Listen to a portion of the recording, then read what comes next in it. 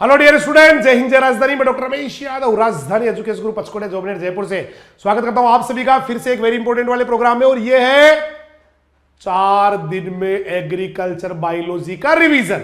और आज हम लोग चैप्टर नंबर 1 बीच में मिस कर दिया है, बाकी आगे 6 नंबर पे मतलब 4 पार्ट कंप्लीट कर चुके हैं। 28 नंबर का पोर्शन हम कंप्लीट कर चुके हैं। और अब हम लोग पढ़ेंगे खरीफ की फसलों के रोग, डिजीजेज ऑफ खरीफ क्रॉप्स। तो शुरू करते हैं बिना टाइम खराब किए। सबसे पहले हम पढ़ेंगे बाजरे का डाउनी मिल्ड्यू। बाजरे का डाउनी मिल्ड्यू या ग्रीन ईयर दो होता है, हिंदी में कहते हैं मृदु रोमिलासिता और दूसरे का नाम है, ये देखो, मृदु रोमिलासिता और हरित बाली रोग। इंग्लिश में कहते हैं डाउनी मिल्ड्यू। अभी थोड़ी देर पहले पढ़ा था कि डाउनी मिल्ड्यू में क्या होता है, नीचे की साइड में कोटनी फंगल ग्रोथ पढ़ा था। भी कोटनी फंगल ग्रोथ होती है या डाउनी मिल्ड्यू ग्रोथ होती है। डाउनी मिल्ड्यू ग्रोथ पाई जाती है किसकी, फंगस की। और ये एक होती है green ear disease. Green ear में क्या होता है, जो बाली है ना, जिसको अपन सिट्टो बोलो गांव में, वो पूरा का पूरा पत्तियों में कन्वर्ट हो जाता है। अब इसके कई नाम है। लोकली इसको ना लोग जोगिया रोग भी कहते हैं। जोगिया, लोकल मतलब आसपास की, खुद की भाषा में इसको लोग जोगिया भी कहते हैं। तो ओ जोगिया डाउनी मिल्ड्यू होवेर, ओ जोगिया ग्रीन ईयर भी होवेर। इंडिया में इसको पहली बार देखा था E J Butler, father of Indian plant pathology या father of plant pathology in India.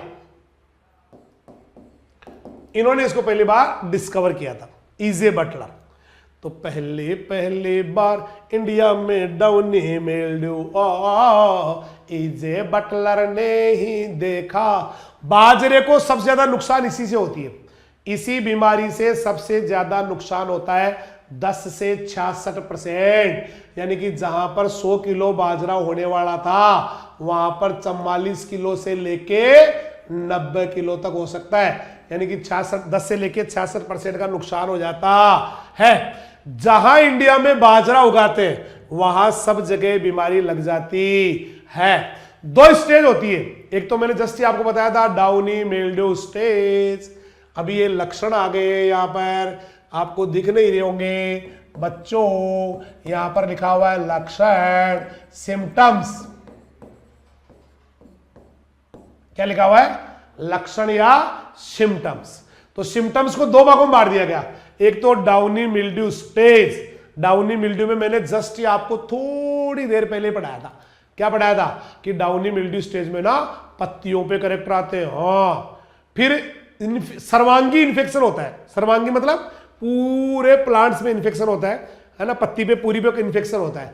पत्तियां पीली पड़ जाएगी, पड़ जावली डाउनी मिल्ड्यू में पीली पत्ती पड़ जावली, है ना। डाउनी मिल्ड्यू में क्या होगा, पत्तियां तो पीली हो जाएगी। समझ में आ रहा है, आ रहा है। बच्चों के बहुत इंटेलिजेंट है। पत्तियां तो क्या होगी, देखो, एक तो डाउनी मिल्ड्यू, ये वाला बता रहा हूं मैं आपको। डाउनी मिल्ड्यू की बात कर रहा हूं। इसकी डाउनी मिल्ड्यू की बात करें तो इसके पत्तियों पे आएंगे करेक्टर, पत्तियों पे आएंगे। मैं यही बताता हूं। चलो यहां पे नए ब्लैक एंड उस पे ले लेता हूं, व्हाइट बोर्ड पे, ये वाला। इसकी 2 स्टेज है। इसका नाम ही, बीमारी का नाम ही 2 है। एक तो डाउनी मिल्ड्यू और एक आपका green ear. Green ear downy mildew में क्या होगा, देखो, एक तो करेक्टर लीफ पे आएंगे, ऑन लीफ आएंगे एक बार। दूसरा येलो कलर की हो जाएगी पत्तियां। आप दिमाग में पिक्चर बनाते जाओ, पत्तियां कैसी हो जाएगी, पीली। पत्तियां कैसी हो जाएगी, पीली हो जाएगी। करेक्ट है। एक इन्फेक्शन इसका सर्वांगी होगा, सिस्टेमिक। मैं किसका करेक्टर बता रहा हूं, मृदु रोमिलासिता का या डाउनी मिल्ड्यू का। सिस्टेमिक इन्फेक्शन होगा, यानी कि पूरे पौधे में फैल जाएगी बीमारी। पत्तियां जो है ना बेटा पीली होगी, समझ में आ गया। पौधे बोने रह जाएंगे, ड्वार्फिज्म हो जाएगा प्लांट्स का। तो ड्वार्फिज्म ऑफ प्लांट्स, पौधे बोने रहेंगे। जब पत्तियां पीली पड़ गई तो पौधे देखो बोने रहेंगे, नेचुरली बात है, क्योंकि फोटोसिंथेसिस रुकी गया वैसे ही। ठीक है भाई।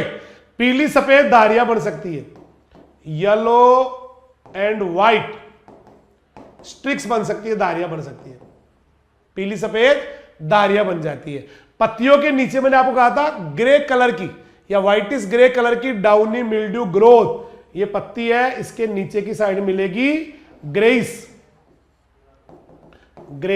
कलर की, आप चाहे कोटनी फंगल ग्रोथ कह दो, चाहे उसको डाउनी मिल्ड्यू ग्रोथ कह दो।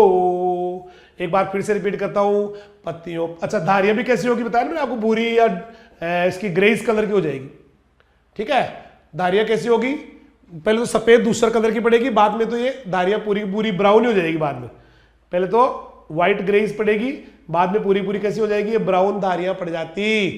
अब पत्तियां ऐठी हुई मिलेगी, पत्तियां कैसी मिलेगी, ऐठ जाती है, ट्विस्टेड हो जाती है ना, रूप बिगड़ जाता है उनका झुरीदार। तो पत्तियों के ऊपर और क्या कैरेक्टर आएगा, ट्विस्टेड एंड रिंकल्ड। अब मैं एक बार हिंदी में रिपीट कर रहा हूं, इसको सुनना, रिंकल्ड हो जाती है लीव्स, हिंदी में बोल रहा हूं। लक्षण आए पत्तियों पर, पीली पड़ गई पत्तियां जी, फैल गया पूरे पौधे में, सर्वांगी लक्षण आ गए जी, पौधा रह गया बोना जी, डाउने तो मेल दो, है ना।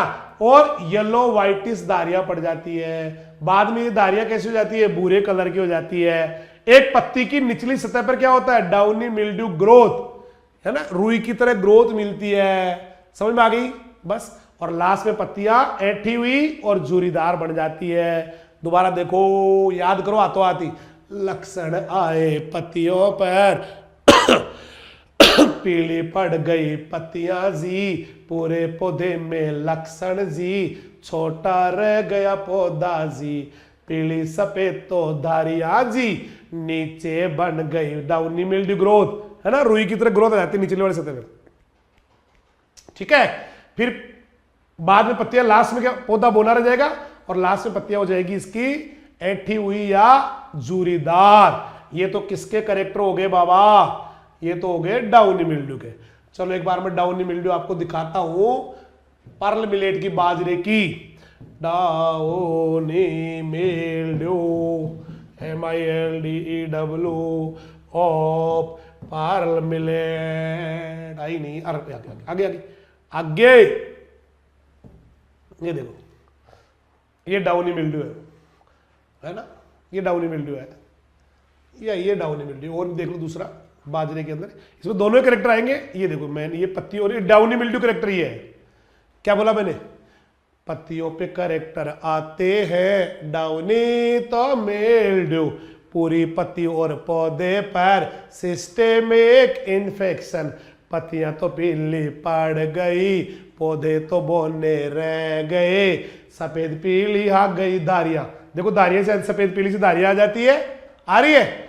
और पत्तियों की निचली सतह पर क्या होता है, दूसरा रंग की डाउनी मिल्ड्यू ग्रोथ मिलती है, ग्रेइस कलर की डाउनी मिल्ड्यू ग्रोथ मिलती है, धारियां बाद में भूरी पड़ जाती है, पत्तियां पूरी की पूरी ऐंठ जाती है, पत्तियां पूरी की पूरी झुर्रीदार हो जाती है। ये करेक्टर आ गया। इसके बाद में लेते हैं अपन ये वाला दूसरा स्टेज, ये आता है, इनमें कोई सा ही ले लो यार, ये वाला, इसको बोलते हैं stage number 2, green ear stage, हरित बाली अवस्था।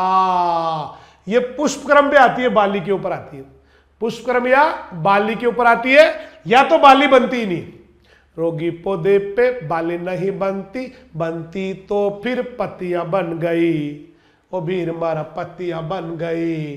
बाली के जो दाने होते हैं ना, या तो बाली नहीं बनेगी, और बाली बन भी गई तो देखो ये नीचे वाला एरिया है, नीचे स्पेशली नीचे दाने सारे पत्तियों में कन्वर्ट हो जाएंगे, लीफ लाइक स्ट्रक्चर बन जाती है। तो इस अवस्था में पुष्पक्रम पे करेक्टर, इन्फ्लोरेंस पे करेक्टर आते हैं, मतलब बाली पे लक्षण आते हैं। बाली या तो बनेगी ही नहीं, और बनेगी तो नीचे वाला हिस्सा पत्तियों में कन्वर्ट हो जाएगा, लीफ लाइक स्ट्रक्चर बन जाएगा, इसलिए इसका नाम ही क्या निकाल दिया, हरित बाली रोग। हरित, तो देखो डाउनी मिल्ड्यू स्टेज मैंने वर्ड टू वर्ड क्लियर कर दी है। इसके बाद में अभी आपको ग्रीन ईयर स्टेज भी क्लियर कर दी है कि पुष्पक्रम पे कैरेक्टर आएंगे, बालियां या तो बनेगी ही नहीं, बन गई तो नीचे वाला हिस्सा जो है ना पत्तियां बन जाएगा, लीप लाइक स्ट्रक्चर बन जाएगा। नाम ही क्या निकाल दिया, हरित बाली रोग। होता किससे है, स्क्लेरोस्पोरा ग्रेमिनिकोला, स्क्लेरोस्पोरा ग्रेमिनिकोला। अभी थोड़ी देर पहले आया था कि डाउनी मिल्ड्यू फंगस जो होती है ना, ओब्लिगेट पैरासाइट होती है। डाउनी मिल्ड्यू, पाउडरी मिल्ड्यू और रस्ट फंजाई, ये सारी क्या होती है, केवल लिविंग होस्ट पे ही रह सकती है, ओब्लिगेट पैरासाइट होती। तो हुआ तो किससे, स्क्लेरोस्पोरा ग्रेमिनिकोला फंजाई से डाउनी मिल्ड्यू, स्क्लेरोस्पोरा ग्रेमिनिकोला फंजाई से डाउनी मिल्ड्यू।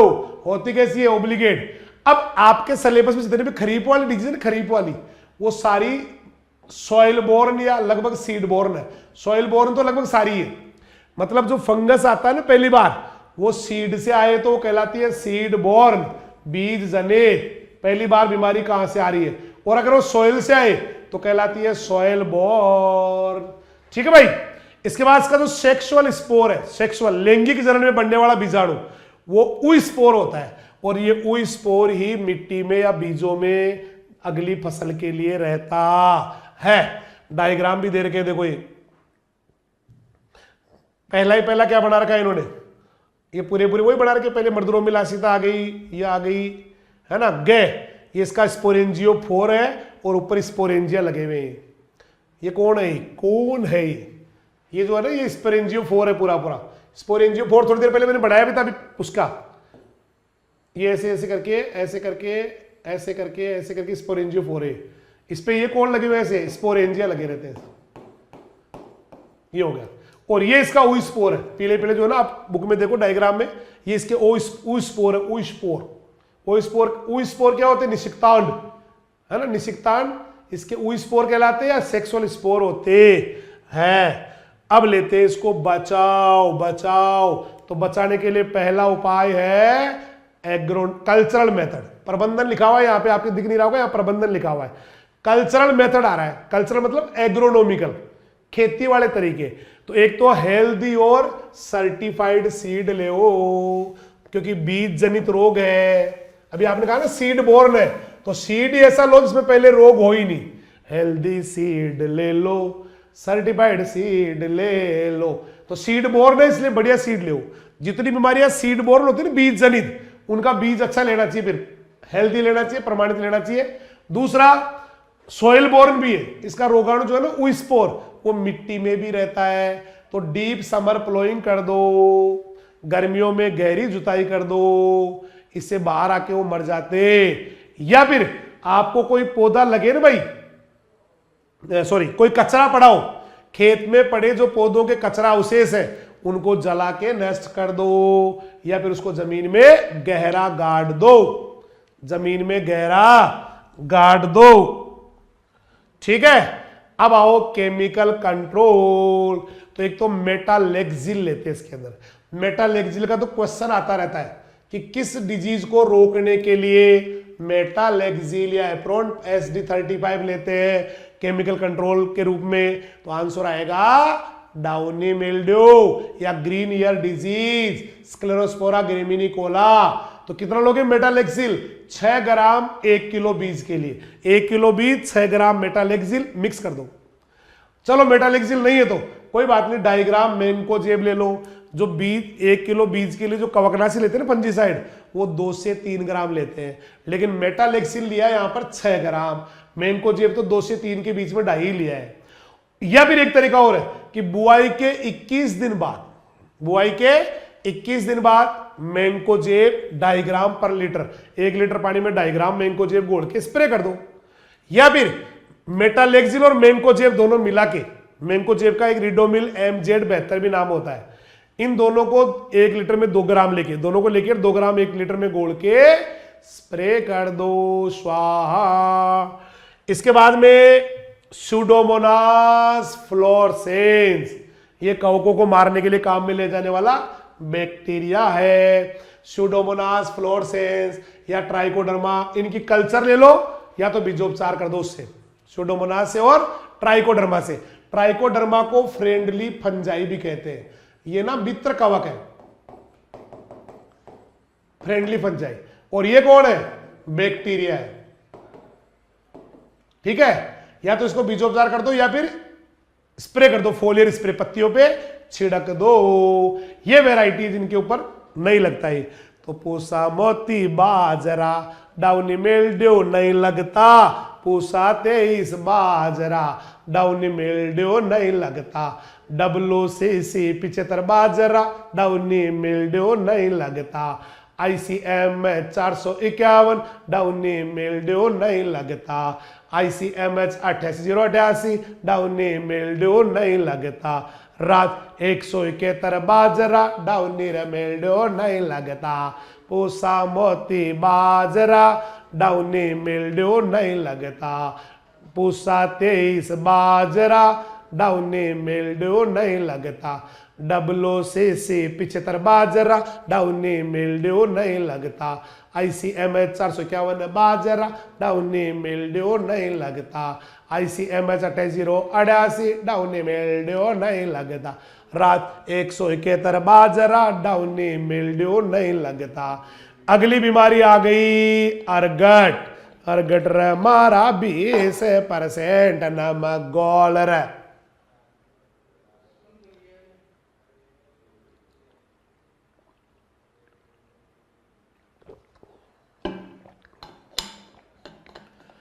अर्गट रे मारा 20% नमक गोल रे सेहू रे मारा 20% नमक गोल रे टुंडू रे मारा 20% नमक गोल रे कासनी 5% नमक गोल रे अमर बेल 2% नमक गोल रे। ऐसे भी करते हैं, ठीक है। चलो इसके बाद आ गया अर्गट। तो अर्गट क्या होता है? अर्गट का मतलब होता है स्क्लेरोसियम। पहले गुलाबी रंग का हनी ड्यू निकलेगा बाली में से, गोंद, गोंद चेपा भी कहते हैं इसको, गोंद सा निकलेगा। वो गोंद क्या होगा बेटा? सूख के काला काला हो जाएगा। जिस दिन वो गोंद सूख के काला हो गया उसका नाम होता है स्क्लेरोसियम। स्क्लेरोसियम में एक एल्कलॉइड होता है अर्गोटीन या अर्गोटॉक्सिन। इसकी कहानी ऐसे होती है, पहले तो देखो एक आपको मैं दिखाता हूं डायग्राम ही। अर्गट रोग, चेपा, अर्गट डिजीज ऑफ बाजरा, दिख रहा है किसी को? इसमें पहले क्या होगा? गोंद सा निकलेगा। देखो और बढ़िया देखता हूं मैं, क्लीन हो जाए, आपको एकदम क्लीन दिख जाए। पहले ये होगा, इसमें कोई गोंद सा दिख रहा है, गोंद सा, बड़ा नहीं होता है इसमें ना। ये यहां पर देखो कोई गोंद सा दिख रहा है, कहीं गौर से देखो, इतनी दूर के अंदर दिख रहा है गोंद सा। तो पहले ऐसा गोंद सा निकलता है, ठीक है। पहले क्या निकलता है? हनी ड्यू निकलता है, गोंद सा निकलता है, कोई दिक्कत है? बाद में ये काला पड़ जाता है। आगे चल के क्या होगा फिर? ये थोड़े दिनों बाद में ऐसा हो जाएगा। देखो ये शुरू में तो पहले गोंद सा निकला, बाद में काला काला हो जाता है। इस काले को क्या बोलते हैं? ये जो काला काला दिख रहा है इसको बोलते हैं स्क्लेरोसियम। क्या बोलते हैं? स्क्लेरोसियम। तो पहले तो क्या हुआ देखे, पहले तो पिंक कलर का, पिंक निकला, हनी ड्यू, शहद, वो हो गया फिर ब्लैक। ब्लैक होते उसका नाम क्या पड़ गया? स्क्लेरोसियम। स्क्लेरोसियम सूखा सूखा हो जाता है, हार्ड हार्ड सा। स्क्लेरोसियम में एक एल्केलॉइड होता है, एल्केलॉइड, जिनसे दवाइयां बनती है। स्वाद में कड़वे, जल में एगुलनशील, दवाई के काम आते हैं। एल्केलॉइड क्या होते हैं? पौधों से मिलते हैं, स्वाद में कड़वे होते हैं, जल में एगुलनशील होते हैं, दवाइयों के काम में आते हैं। तो इसमें एक वो एल्केलॉइड मिलता है, इसका नाम होता है अर्गोटीन। इसकी पूरी कहानी इतनी सी है, अर्गोटीन, या उसको बोलते हैं अर्गोटॉक्सिन। अर्गोटीन या अर्गोटॉक्सिन, ठीक है। अगर किसी इंसान ने इसको खा लिया या कोई जानवर ने खा लिया, जानवर या आदमी ने खा लिया, जानवर या आदमी ने खा लिया, तो उसकी बीमारी हो जाती है अर्गोटिज्म। बीमारी का नाम है एरेगोटिज्म। रोग हो जाता है। किसके अंदर है? आदमी में भी या जानवर में भी बीमारी हो जाती है, जिसके अंदर पेट दर्द होता है, सिर चकराता है, उल्टियाँ आती है, दस्त हो जाते हैं, है ना, ये प्रॉब्लम हो जाती है, इसको अर्गोटिज्म कहते हैं। तो ये पूरी कहानी है कि पहले तो पिंक पिंक हनी ड्यू, सूख के काला स्क्लेरोसियम, स्क्लेरोसियम में एल्कलॉइड होता है अर्गोटीन, अर्गोटॉक्सिन, आदमी या एनिमल ने खाया, बीमारी अर्गोटिज्म है पाया, बीमारी अर्गोटिज्म है पाया, बीमारी अर्गोटिज्म है पाया। देखो अर्गट का मतलब ही क्या होता है? Sclerotium, sclerotium. स्क्लेरोसियम कवक के उत्तकों से बनता है, फंगल टिश्यू से बनने वाला गहरा भूरा या काले रंग का हार्ड स्ट्रक्चर होता है। वो पहले गोंद सा निकलता है, वही हार्ड हो जाता है।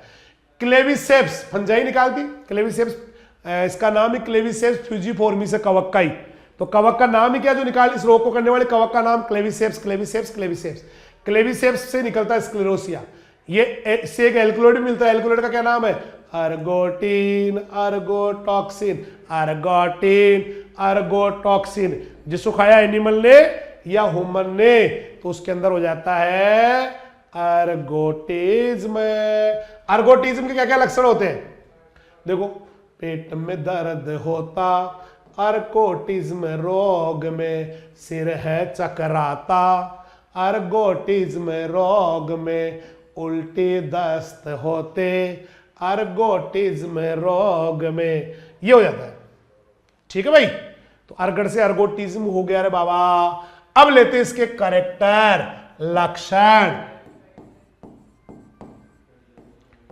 तो लक्षण तो मैंने बता ही दिया अभी आपको कि पहले तो क्या निकलेगा जी, गोंद निकलेगा, बताया ना मैंने आपको। चलो मैं आपको एक व्हाइट पे दिखा देता हूं।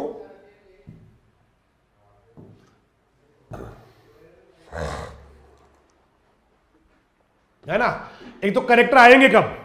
फूल आते टाइम, फ्लावरिंग स्टेज पे आते हैं, है ना। अपन पढ़ रहे हैं सिम्टम्स,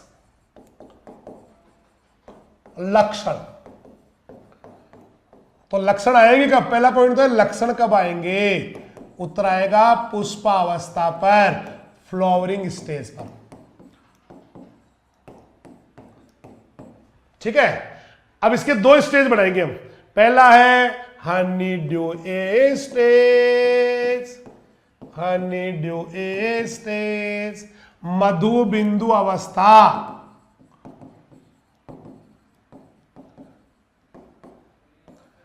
हनीड्यू स्टेज।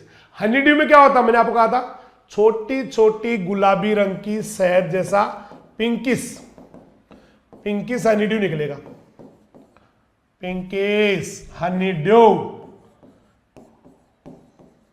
गुलाबी रंग का छोटी छोटी बूंदे निकलेगी, है ना, बाली के ऊपर, बाली पे आएगा।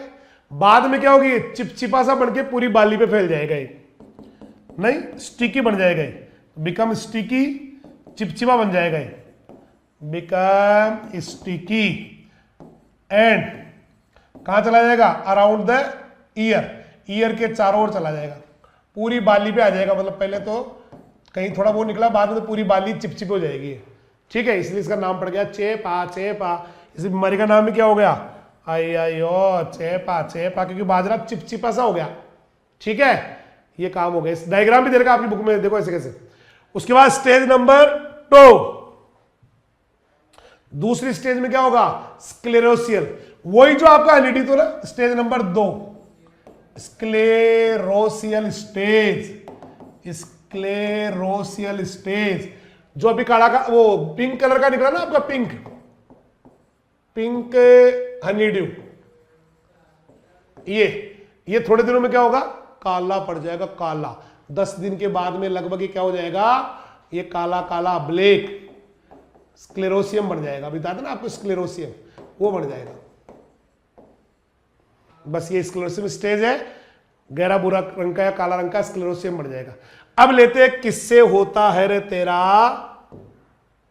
Ergot disease. तो अर्गट तो पहले ही बता दिया मैंने, अर्गट किससे होता है बाबा। इसका डायग्राम डुइग्राम देख लेना भाई। ये एक तो देखो ये वाली जो स्टेज है ना, ये तो शुरू वाली है, पिंकिश कलर, जिसको कहते थे अपन मधु बिंदु अवस्था, हनीड्यू स्टेज।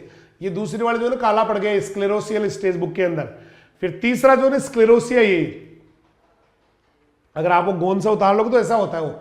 चौथा क्या है, ये इसके बीजाणु है, स्पोर्स है, पेरिथीसिया, एस्कसिया, एस्कोस्पोर, ये स्पोर है इसके जो इसके अंदर भरे हुए हैं, है ना, इनके अंदर। अब लेते हैं इसका पैथोजन है, गन है, मन है। तो किससे होता है देखो, कानो का कर अर्गट होवे क्लेविसेप्स फ्यूजीफॉर्मिस फंजाई से होवे रे, क्लेविसेप्स फ्यूजीफॉर्मिस फंजाई से। कहां रहता है ये, सॉइल बोर्न। मैंने कहा था सॉइल बोर्न और सीड बोर्न होते हैं ज्यादातर सारे के सारे, मिट्टी में रहता है लेकिन इसके स्क्लेरोसिया जो है ना बीजों के साथ भी खेत में चले जाते हैं। तो बधाई हो, ये दोनों ही हो गया कि मिट्टी में भी गिर जाते हो, जो काले काली पपड़ी नहीं होती, सूख के वो गोंद सा था, हनीड्यू था, वो काला बढ़ के स्क्लेरोसिया, तो वो मिट्टी में भी चले जाते हैं या फिर बीजों के साथ भी चले जाते हैं और अगली फसल में आ जाते हैं। इसका मतलब ये सॉइल बोर्न भी है। अरे कभी आपने गोंद वाला बाजरा नहीं देखा क्या? देखा होगा, जरूर देखना, आपके खेत में गोंद हो जाता है। बरसात के टाइम में लगातार अगर मॉइस्चर रहता है ना बेटा, तो पूरे बाजरे में अर्गट या गोंद लग जाता है और वो बीज के अंदर भी आ जाता है काला काला। वो उसके अंदर एल्कलॉइड होते हैं। तो क्या एल्कलॉइड से दवाइयां बनती है क्या? एल्कलॉइड से दवाइयां बनती है क्या? आप कहते हो स्वाद में कड़वे, जल में घुलनशील, दवाई के काम आते हैं। यस, दवाइयां बनती है इससे। कालचा गूंदसू, यस, दवाइयां बनती है इससे। हाइसो दवाई, हाँ दवाई है ना। तो ये मिट्टी में किस रूप में रहेगा? जैसे वो ऊस्पोर के रूप में रहता, ये वो स्क्लेरोसिया पड़े रहेंगे मिट्टी में, वो काला काला स्क्लेरोसिया पड़ा रहेगा। और बाद में क्या करेगा, जब बाजरे के बाली या फूल आ रहे हैं ना, तब ये एस्को स्पोर बन जाएगा। वो काला काला जो होता है ना स्क्लेरोसिया, वो एस्को बीजाणु बनाएगा। एस्को स्पोर क्या होंगे, ये हवा के द्वारा नए नए फूलों पे जाके इन्फेक्शन कर देते हैं। रिपीट कर रहा हूं, क्लेविसेप्स फ्यूजीफॉर्मिस से होता है, सॉइल बोर्न मिट्टी में रहता है स्क्लेरोसिया के रूप में, लेकिन बीजों के साथ भी जा सकता है। स्क्लेरोसिया के रूप में ये इसका अगली फसल में आता है। स्क्लेरोसिया मिट्टी में पड़ रहे थे, लेकिन जैसे बाजरा उगाया दोबारा आपने और उसके बाली आना शुरू हो गई, उस समय एस्को बीजाणु बढ़ जाते हैं और एस्को बीजाणु हवा से उड़ के किसी भी पौधे के ऊपर जाके पहुंच जाते हैं। कंट्रोल, आपको पता है मिट्टी में रहता है तो गर्मियों में गहरी जुताई कर दो। आपको पता है बीज के साथ भी आ सकता है, तो हेल्दी और स्क्लेरोसिया से फ्री बीज को ही काम में ले ओ। अगेती बुआई करके भी आप बचा सकते हैं। अगर खेत में कभी आपको इसका करेक्टर दिख रहा है तो हाथों हाथ ही रोगग्रस्त बालियों को जला दो, नष्ट कर दो। और अर्गट का बहुत अच्छा है 20% नमक का गोल। अर्गट हमारा 20% नमक गोल। तो 20% नमक का गोल ले लो। तैरने वाले जो बीज है ना, तैरने वाले स्क्लेरोसिया, उनको बाहर निकाल दो और नीचे बैठे बीजों को साफ करके छाया में सुखा के बो लेते हैं। तो 20% के नमक के गोल में डाल दे, तैरते हुए को बाहर निकाल दे, नीचे बैठे बीजों को पानी से धो ले, फिर सुखा के बो ले। ठीक है। एक कचरा जला दो, जैसे फसल कट गई उसके बाद में खेत में पड़ा हुआ कचरा उसको जला दो। अब आ गया केमिकल मेथड। केमिकल मेथड तो भाई साहब इजी है कि आप कोई सा फंजीसाइड ले लो, कॉपर ऑक्सीक्लोराइड ले लो 0.25%, जिनेब ले लो 0.25%, कार्बेंडाजिम ले लो, इनमें से कोई सा ले लो। कार्बेंडाजिम 0.1% या प्रोजिकोनाजोल ये ले लो 0.1%। पहला छिड़काव फूल आने के तुरंत पहले कर दो और बाकी 2 छिड़काव 7 से 10 दिन के गैप पे कर देते हैं। एक फंजाई भी लेते हैं, ये भी बहुत अच्छा क्वेश्चन है, फ्यूजेरियम शंभुसिनम। फ्यूजेरियम शंभुसिनम अर्गट के लिए लेते हैं, फ्यूजेरियम शंभुसिनम, फ्यूजेरियम। इसकी वैरायटी भी देखो बेचेंगे, उसकी भी आई थी। पूसा 23 बाजरा अर्गट नहीं लगता, पूसा 23 बाजरा डाउनी मिल्ड्यू भी नहीं लगता, WCC 75 बाजरा डाउनी मिल्ड्यू भी नहीं लगता, अर्गट भी तो नहीं लगता, ICMH 2888 डाउनी मिल्ड्यू और अर्गट दोनों ही नहीं लगते। अब आओ कॉटन विल्ट। कॉटन विल्ट, इसको मुरझान या उकटा या विल्ट कहते। जहां जहां कपास बोते वहां वहां कॉटन विल्ट। और काली मिट्टी में ज्यादा लगता है, कपास काली मिट्टी में बोते, ब्लैक कॉटन सॉइल में बोते हैं भाई ज्यादा, तो ब्लैक कॉटन सॉइल में ये बहुत ज्यादा लग जाता है। आओ इसके करेक्टर बताता हूं मैं आपको। करेक्टर क्या होंगे, जगह जगह से, कहीं पे ठीक है पौधे, कहीं पे बेकार हो खेत में, पेचेज में आएंगे। छोटे छोटे पेचेज में करेक्टर है आए, छोटे छोटे पेचेज में करेक्ट। स्मॉल पेचेज समझते हो, स्मॉल पेचेज। चलिए मैं आपको दिखाता हूं, देखो wilt of cotton, wilt of cotton दिखाया जाए, विल्ट ऑफ कॉटन दिखाया जाए।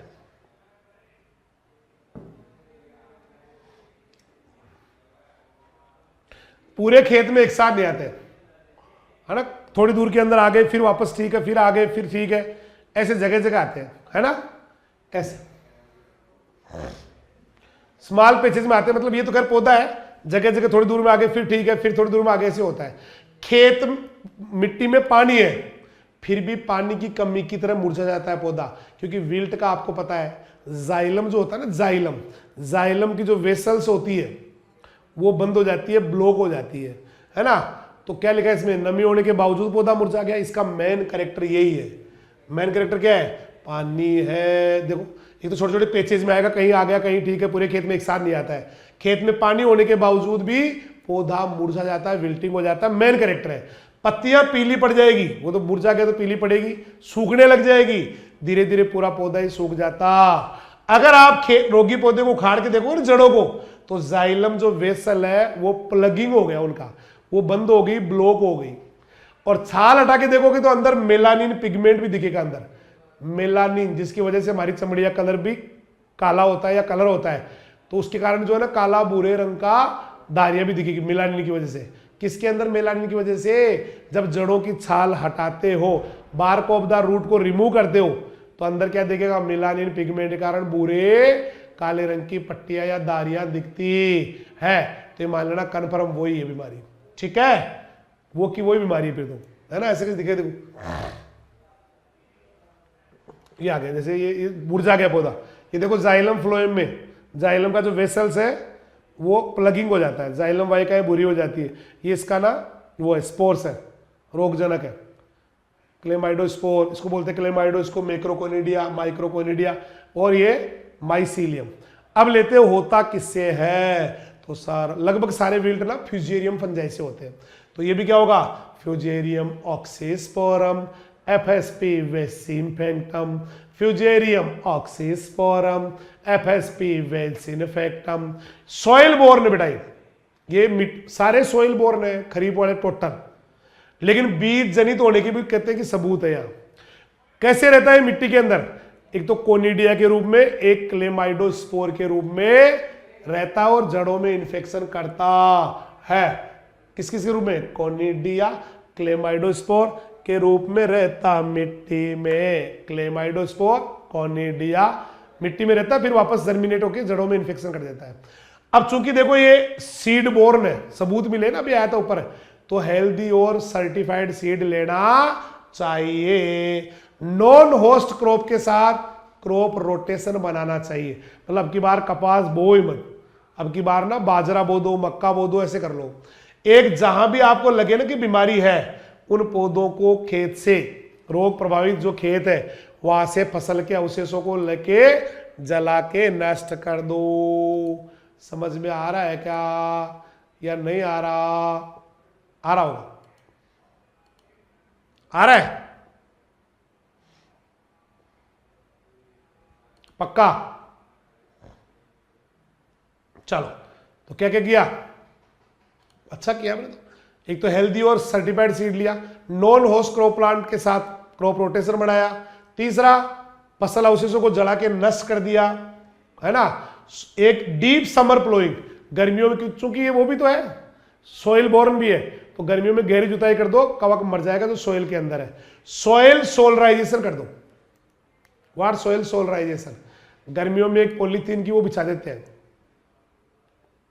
ठीक है, ऐसे पूरी पट्टी बिछा देते हैं बेटा, सही सही है।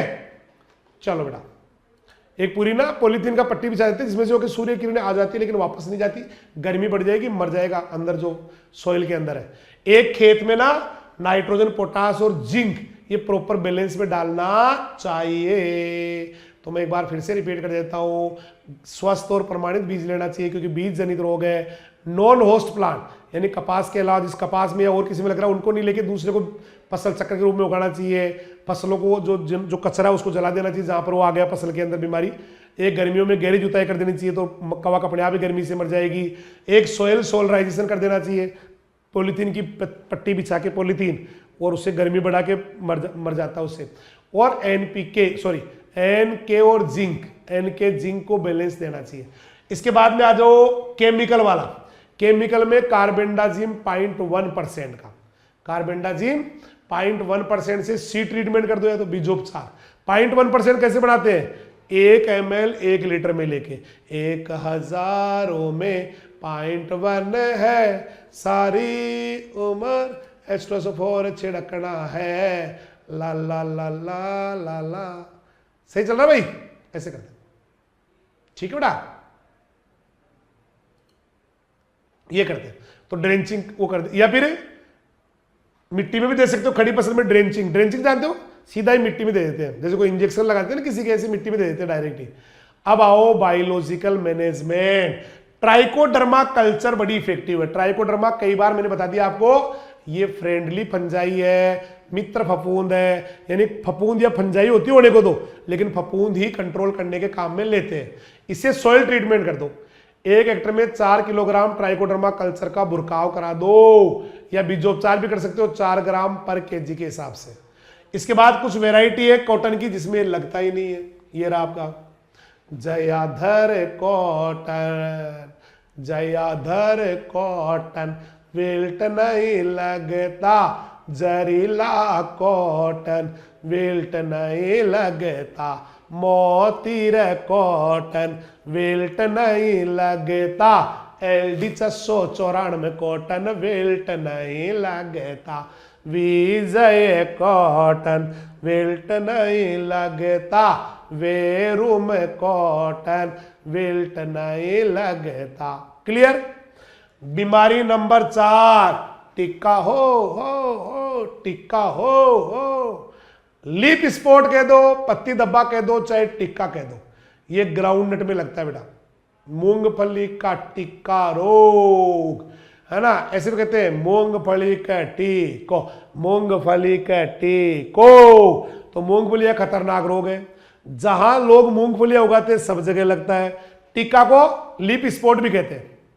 इससे पत्तियों पे धब्बे बढ़ जाते हैं खूब सारे। मूंगफली के टिक्को है, देखो मैं आपको दिखाता हूं, पत्तियों पे धब्बे बढ़ जाते हैं जी।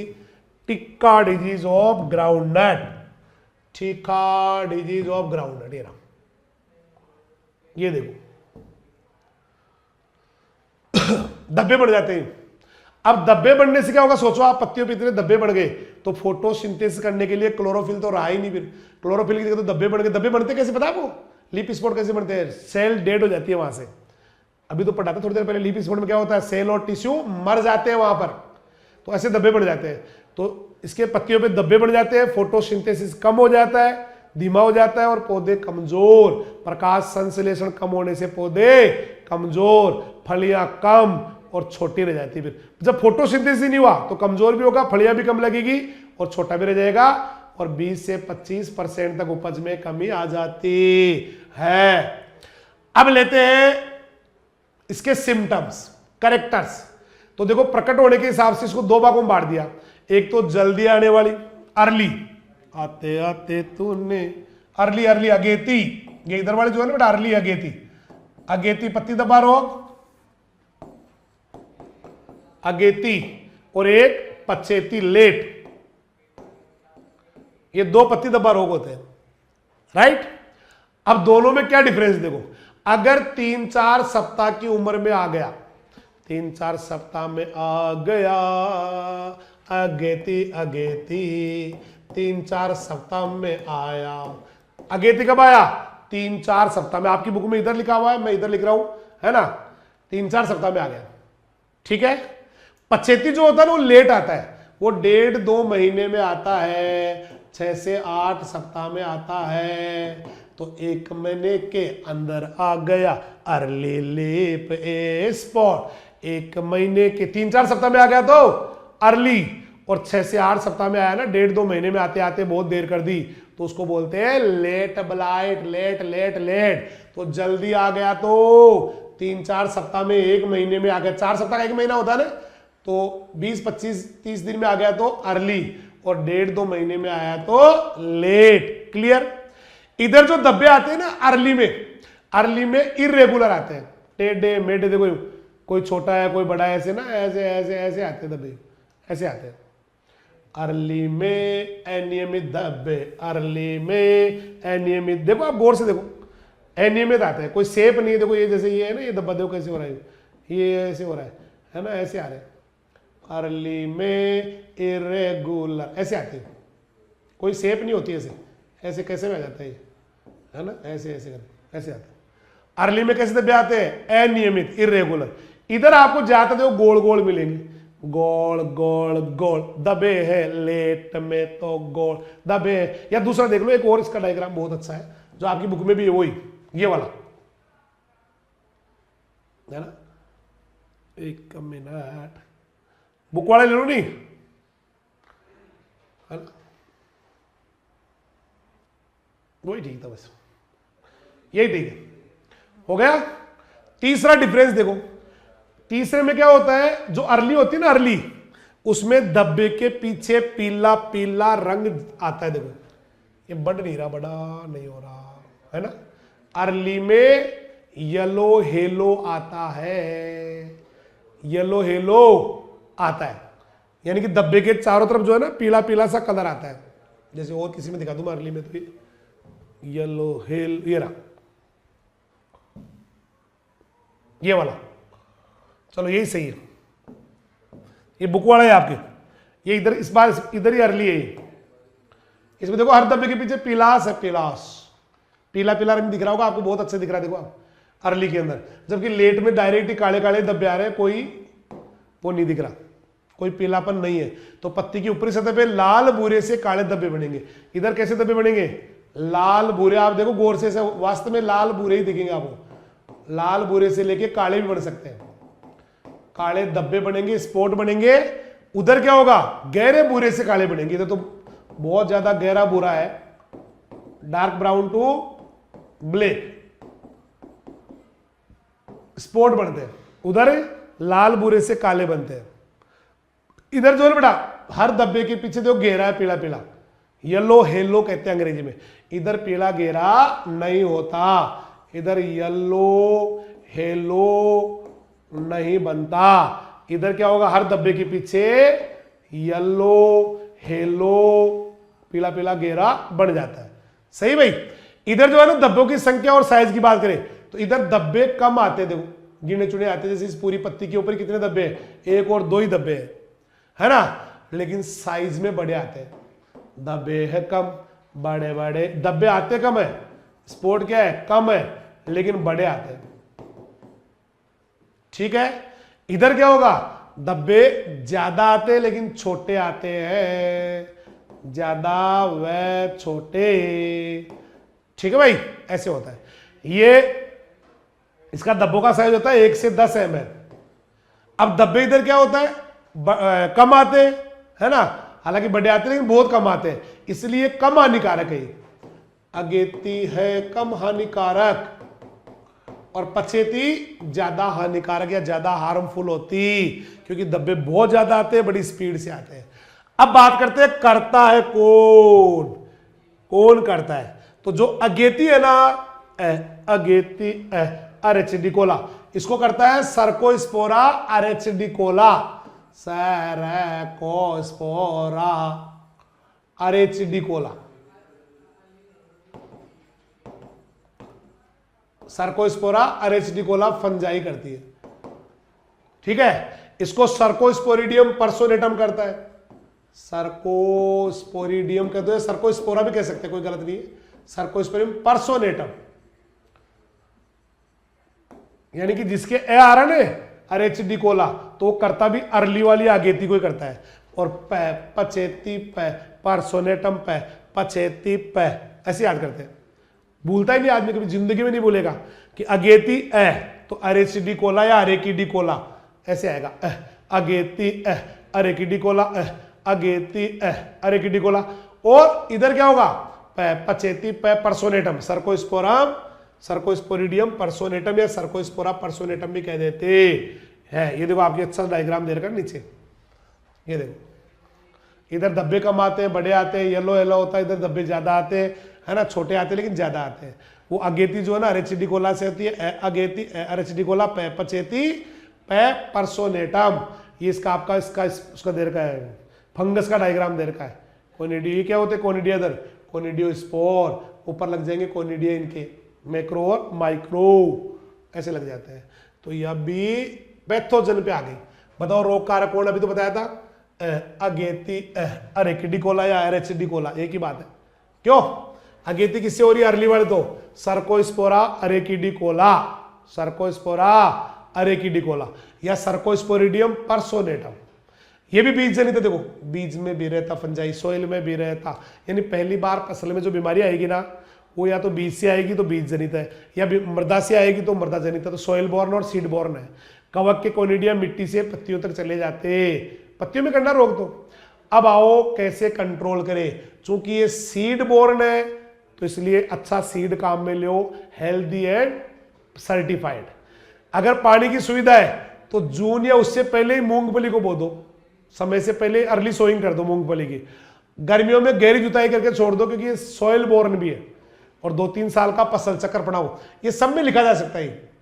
ये आपकी खरीफ वाली सब में आ सकता है लाइन कि हेल्दी एंड सर्टिफाइड सीड, गर्मियों में गहरी जुताई और 2-3 साल का फसल चक्र, ये सब में आ सकता है।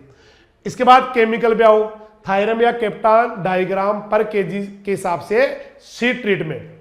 और खड़ी फसल में अगर बीमारी दिख रही है तो कार्बेंडाजिम 0.1% या फिर हेक्साकोनाजोल 0.2% या क्लोरोथेलोनिल 0.2% या पायरोक्लोस्ट्रोबिन 0.1% का 15-15 दिन के गैप से स्प्रे कर देते हैं। स्वाहा। समझ में आ रहा है क्या, आ रहा है पक्का, क्या पक्का सर। ऐसे ये अगला आ गया वायरस वाला, अगला ये इधर आएगा, ये वाला और रह गया अभी बायोलॉजिकल रह गया। बायोलॉजिकल में तो वो का वो ये जो पहले आ रहा था क्या, एक तो वही सुडोमोनास फ्लोरेसेंस, होने को तो बैक्टीरिया है बट फंजाई कंट्रोल करने के लिए, निमेटोड कंट्रोल करने के लिए काम में लेते हैं।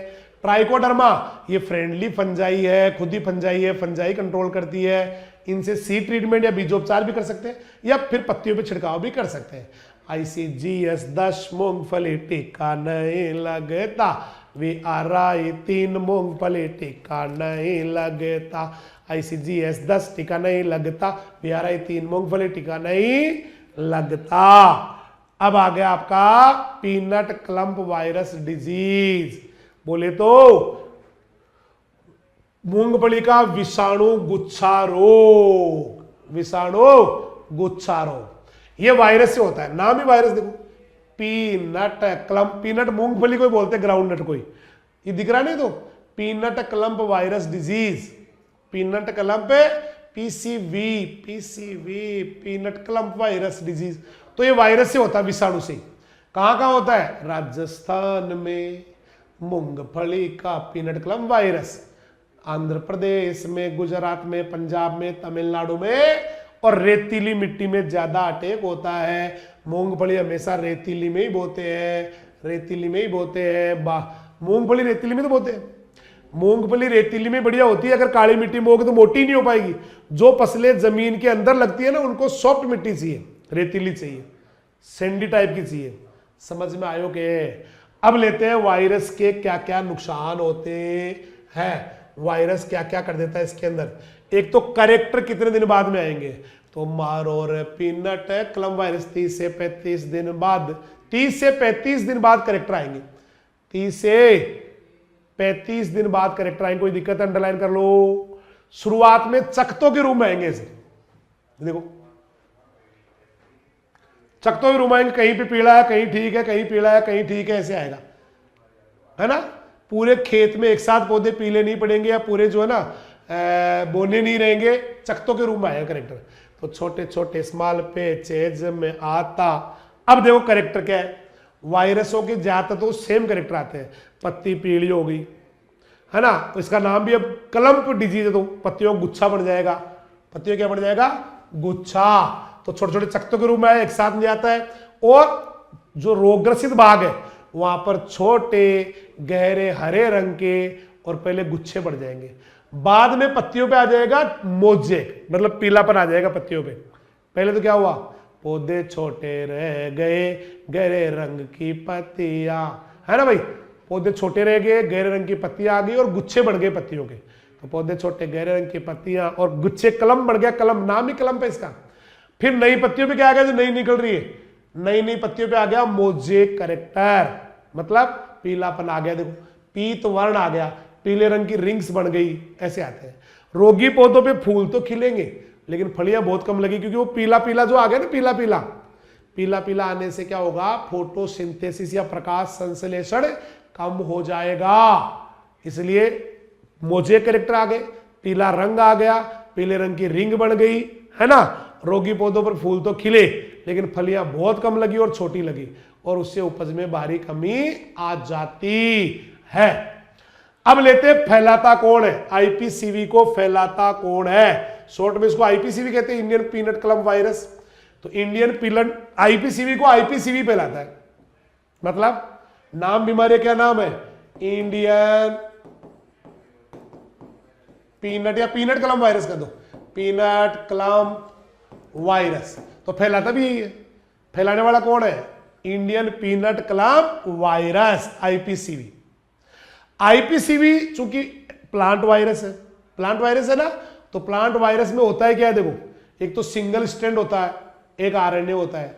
हमेशा पौधों में एक दो ही अपवाद है, जैसे caulimo virus, cauliflower mosaic virus, gemini virus, इनमें डीएनए होता है। बाकी जितने भी प्लांट्स में डिजीज करते हैं उनमें सब में आरएनए होता है। तो बताने की जरूरत नहीं भाई इसके अंदर कौन सा जेनेटिक मटेरियल है। आईपीसीवी चूंकि प्लांट का वायरस है, पौधों का है, तो सीधी सी बात है सिंगल स्ट्रैंड आरएनए होगा इसके अंदर। ये भी सोइल बोर्न है, अभी तक जितने भी आए वो सोइल बोर्न और सीड बोर्न आए पूरे के पूरे। अब इसका फैलाने वाला फंजाई है, लेकिन फंजाई फैलाती है इसको, बहुत तगड़ा क्वेश्चन है। आईपीसीवी रे फैलावे पॉलेमिक्स ग्रेमिनिस फंजाई, आईपीसीवी रे फैलावे पॉलेमिक्स ग्रेमिनिस फंजाई, आईपीसीवी रे फैलावे पॉलेमिक्स ग्रेमिनिस फंजाई, आईपीसीवी रे फैलावे पॉलेमिक्स ग्रेमिनिस फंजाई, आईपीसीवी रे फैलावे। अब लेते हैं इसका कंट्रोल। चूंकि सीड बोर्न है तो हेल्दी और सर्टिफाइड सीड सब में लेते आ रहे हैं। चूंकि सोयल बोर्न है, कवक मिट्टी में भी रहता है, इसलिए गर्मियों में गहरी जुताई कर देते और आसपास के खरपतवारों को भी मार देते हैं। और जो रोगी पौधे उनको उखाड़ के जला देते, रोगिंग कहते हैं उसको, रोगिंग। वैसे रोगिंग होता है एक वेराइटी में दूसरे वेराइटी का पौधा मिल जाता है ना, अवांछित खरपतवार, रोगी वीड, उनको निकालना। एक ये तगड़ा इसका देखो, जहां होता है आईपीसीवी इंडियन पीनट क्लम्प वायरस, वहां पर आप मूंगफली बाद में बोना, पहले 100 किलो बाजरा बो एक हेक्टर में, 100 किलो बाजरो, हाँ 100 किलो बाजरो एक हेक्टेयर में। बाजरे की बीज दर होती है 4 से 5 किलोग्राम, बाजरे की बीज दर 4-5 किलो, लेकिन 100 किलो बोएंगे एक साथ ही। और फिर बोने के 15 दिन बाद भी खेत में उसको हल चला के पलट देंगे, फिर मूंगफली बोआ तो कम लगता है रे तेरा इंडियन पीनट क्लम्प वायरस। क्या किया आपने, पहले 100 किलो बाजरा बो दिया, 15 दिन बाद में हल चला के उसको खेत में पलट दिया और फिर उसके बाद मूंगफली बोई। फसल चक्र के लिए सरसों या गेंदा उगा लेना चाहिए। अब की बार आपको मूंगफली नहीं बो के सरसों बोनी चाहिए, गेंदा बोना चाहिए। ये स्क्रीन बंद हो रही है। मई में मूंगफली के खेती फसल को लेके कंट्रोल कर सकते हैं, अर्ली क्रॉप भी ले सकते हो आप, मई में बो दो उसको, ठीक है। अब लेते हैं अपन लोग, अकेती पसंद भी ले सकते हैं, बस हो जाएगा अपने। हो गया भाई। अब लेते हैं केमिकल कंट्रोल। केमिकल में कार्बेंडाजिम 0.1%, कार्बेंडाजिम 0.1%, कार्बेंडाजिम फंजीसाइड है 0.1% ले लेते हैं। या फिर कॉपर ऑक्सीक्लोराइड, ये भी फंजीसाइड है, 10 किलोग्राम पर हेक्टेयर, एक हेक्टेयर के लिए 10 किलो लेके और मिट्टी में डाल देते हैं, उमरा में डाल दे, है ना, जो फरो बनती है ना अड़ से, उनमें डाल देते हैं। तो कॉपर ऑक्सीक्लोराइड फंजीसाइड को 10 किलोग्राम पर हेक्टेयर गोल बना के बुआई के टाइम उमरों में या कूड़ों में डाल देते हैं। उसको पानी के लिए बोलो इमराज को।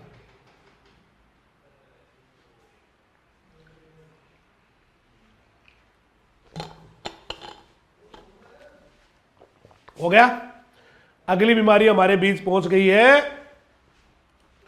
कपास का जीवाणु अंगमारी रोग, bacterial blight of cotton.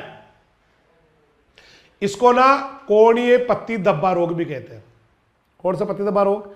Angular leaf spot या ब्लैक आर्म डिजीज के नाम से भी जाना जाता है, ब्लैक आर्म।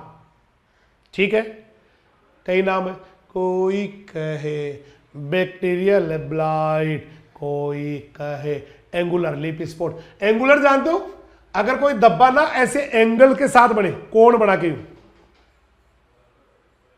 ऐसे बने, है ना, ऐसे इस तरह से बने यूं, मतलब उसके ना धब्बा जो भी बने ना उसके यूं कोण आने चाहिए, ऐसे ऐसे कोण आते हैं, यूं आता है, मतलब यूं ऐसे धब्बा कोण आते हैं उसके किनारों के ऊपर, उसके लिए वर्ड आता है एंगुलर लीफ स्पॉट। तो इसके धब्बे जो बनते हैं ना यूं यूं यूं कोण बनाते हुए आते हैं, एंगल्स आते हैं उसके अंदर, कोण आते हैं, कोणीय धब्बे होते हैं। इसके अलावा इसका ब्लैक आर्म भी है, इसका साइड वाले जो भुजा है ना एक काली पड़ जाती है, काली काली। ठीक है, सीधा इस सिम्टम्स पे आ जाओ। सिम्टम्स, चलो इसको सिम्टम्स को ना मैं आपको व्हाइट पे ले लेता हूं। करेक्टर्स, कौन सी डिजीज चल रही है sir? Bacterial blight,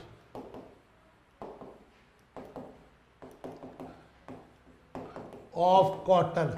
sir Hindi में बताओ, कपास का जीवाणु अंगमारी रोग।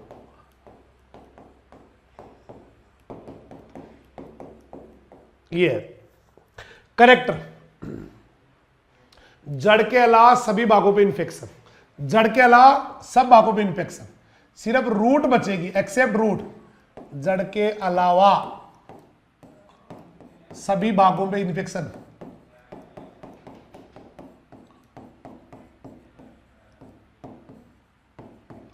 ये हो गया। ठीक है, जड़ के अलावा। अब कैसे लक्षण होंगे वो डिपेंड करता है कि वो कौन सी बीमारी है। तो ये अलग अलग टाइप की आती है। सबसे पहले हमारे बीच हम लेते हैं नंबर 1 पे, एक नंबर पे, उसका नाम है सीडलिंग ब्लाइट। छोटी सी उम्र में ही ब्लाइट लग जाती है।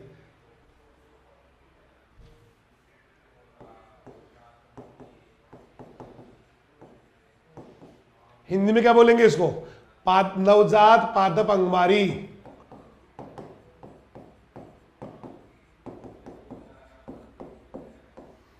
नवजात पादप अंगमारी। इसमें क्या होता है देखो, इसमें जो नए नए पौधे निकलते हैं, नए नए जो नई सीडलिंग निकलती है, नया पौधा एकदम उगना ही शुरू किया है, उसके जो बीज पत्र होते हैं कोटिलीडंस, कोटिलीडंस या बीज पत्र, उस बीज पत्र पे काले काले वाटर सॉक धब्बे बढ़ जाएंगे, है ना, भूरे से काले हो जाएंगे, इन पे बढ़ जाएंगे जल सिक्त धब्बे। जानते हो जल सिक्त धब्बे? ऐसे पीछे से गीला गीला सा होता है, वाटर सॉक्ड धब्बे बढ़ जाएंगे, वाटर सॉक्ड स्पॉट्स बढ़ जाएंगे। देखो मैं दिखाता हूं आपको वाटर सॉक्ड क्या होते हैं।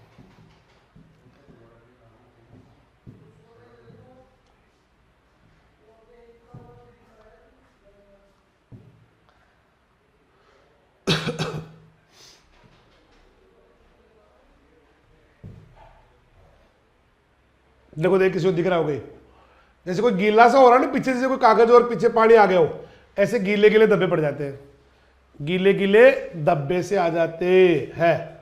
ये देखो, है ना, देख, गीले गीले धब्बे से आ जाते बेटा, वाटर सोक्ड कहते हैं इनको। तो जो नए नए पौधे निकले ना, नए नए सीडलिंग ब्लाइट में, नवजात पौधे, उनके बीज पत्रों पे ऐसे धब्बे पड़ जाएंगे। बीज, ये तो पत्तियों पे है, वो बीज पत्रों पे पड़ेंगे। बाद में ये भूरे से काले हो जाएंगे धब्बे, है ना। बाद में क्या होंगे, कलर बदलेगा इन धब्बों का। वाटर सॉक्ड बोलते हैं, इंग्लिश वाले बच्चों के लिए आएगा वाटर सॉक्ड स्पॉट्स, ठीक है। बाद में क्या करेंगे, ब्राउन टू ब्लैक कलर के हो जाएंगे, ब्राउन टू ब्लैक, यानी कि भूरे से काले रंग के हो जाते हैं रे तेरे धब्बे। नई पत्तियों पे फैल जाएंगे और पौधा मुरझा के सूख जाएगा। इतने धब्बे हो जाएंगे कि पौधा फोटोसिंथेसिस नहीं कर पाएगा, सूख ही जाएगा बिना फोटोसिंथेसिस के। तो ये तो हो गया सीडलिंग ब्लाइट। मैं रिपीट कर दूं, जो नए नए नवजात निकलते हैं उनके साथ जो बीज पत्र लगा रहता है, बीज से निकलेंगे नहीं तो बीज पत्र साथ ही लगा रहता है, उसी पे धब्बे आ गए। बाद में धब्बे पूरे से काले हो गए, फिर पत्तियों तक आ गए ऊपर, और पत्तियों के बाद में तो ये पौधा मर ही जाएगा। इसके बाद सेकंड जो स्टेज है ना, दूसरी स्टेज, ये पहली हो गई जिसमें कोटिलेडन पे धब्बे आ गए। स्टेज नंबर 2, नंबर 2 जो आता है वो आता है आपका angular.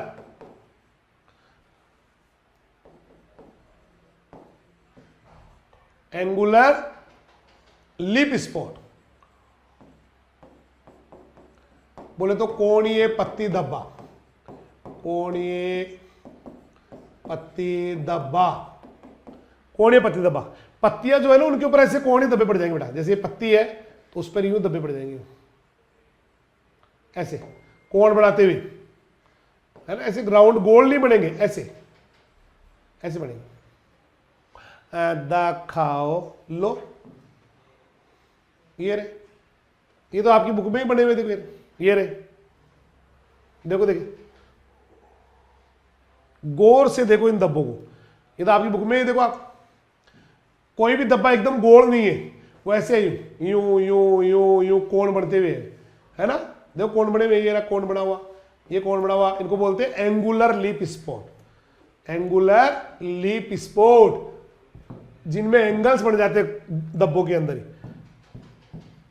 Angular lip spot,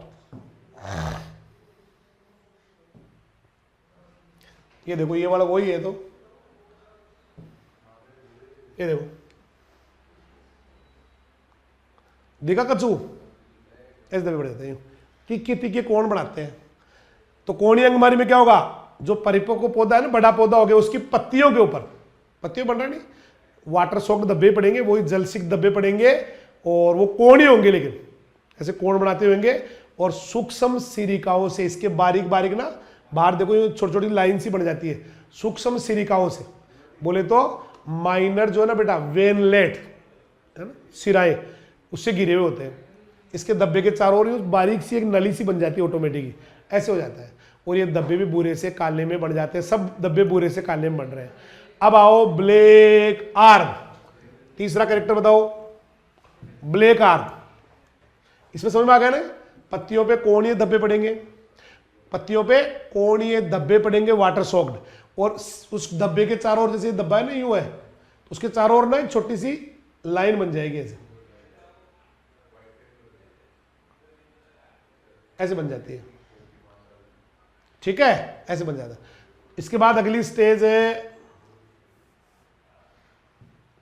number 3, तीसरी स्टेज है काली भुजा रोग, ब्लैक आर्म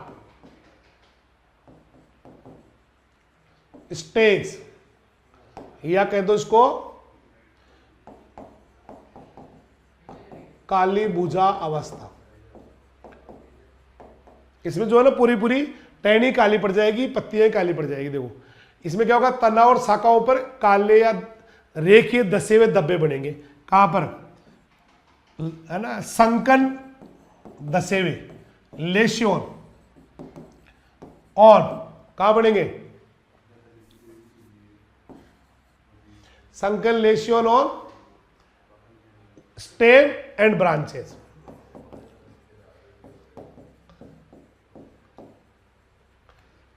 दसे हुए धब्बे पड़ जाएंगे बेटा, ठीक है। और वो धब्बा जो है ना पूरा ऐसे बढ़ता बढ़ता पूरे टहनी को ऐसे घेर लेगा चारों तरफ से, गिरडल टाइप में बन जाएगा। ये धब्बा क्या करेगा, जैसे टहनी है उसके चारों तरफ बन जाएगा, दोनों चारों तरफ यूं, जैसे यूं बढ़ गया चारों तरफ, उसके लिए वर्ड आता है गिरडल। तो गिरडल बन जाएगा। धब्बा क्या करेगा, स्टेम और ब्रांच के अंदर क्या बना देगा, ग्रिडल की तरह घेर लेगा उसको। ग्रिडल समझते हो, ग्रिडल दिखाओ, ग्रिडल।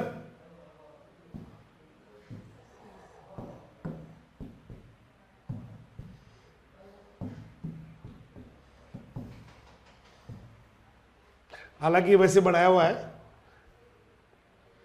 ये वाला, जैसे ये तो बनाया हुआ वैसे, ये ग्रिडल है, लेकिन ऐसे उसको ऐसे मान लो धब्बा चारों तरफ से घेर लेता है उसको, है ना, ग्रिडल बन जाएगा ये।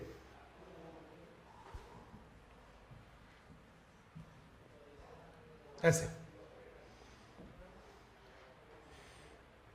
है ना, ऐसे चारों तरफ से ना, ऐसे चारों तरफ से ही छाल हट गई है इस तरह, तो धब्बा भी ऐसे चारों तरफ बन जाएगा ऐसे। और बनने से बताओ पत्तियां क्या हो जाएगी, झड़ जाएगी, क्योंकि आपका फ्लोएम तो गया काम से, ऊपर धब्बा तो सारा फ्लोएम को तो खा गया, है ना। तो स्वस्थ शाखाएं जो है ना बेटा, स्वस्थ शाखाओं की जगह काली काली शाखाएं बन जाएगी। मैंने क्या बोला कि सबसे पहले तने शाखाओं पे दसे हुए रेखीय धब्बे घेर के चारों तरफ से ग्रिडल उसने बना लिया, और उस ग्रिडल बनने से क्या होगा, पत्तियां झड़ जाएगी, गिर जाएगी, और स्वस्थ शाखाएं जो है ना बेटा उसकी जगह सूखी शाखाएं बढ़ जाएगी, काली काली हो जाएगी, है ना, सूखी और काली हो जाएगी। इसको बोलते हैं black arm stage, black arm stage. अब आओ नंबर 4। नंबर 4 है कॉटन बोल, है ना, रोट स्टेज। सड़ जाएगा पूरा पूरा बोल, है ना, बोल रोट कहते हैं उसको। क्या हो जाएगा, बोल रोट। बोल बोले तो इसका फ्रूट, वो पूरा का पूरा सड़ जाता है। देखो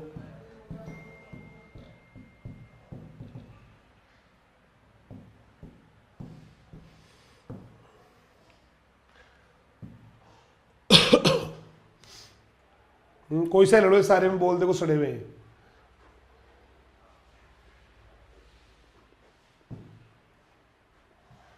ऐसा सड़ जाता है।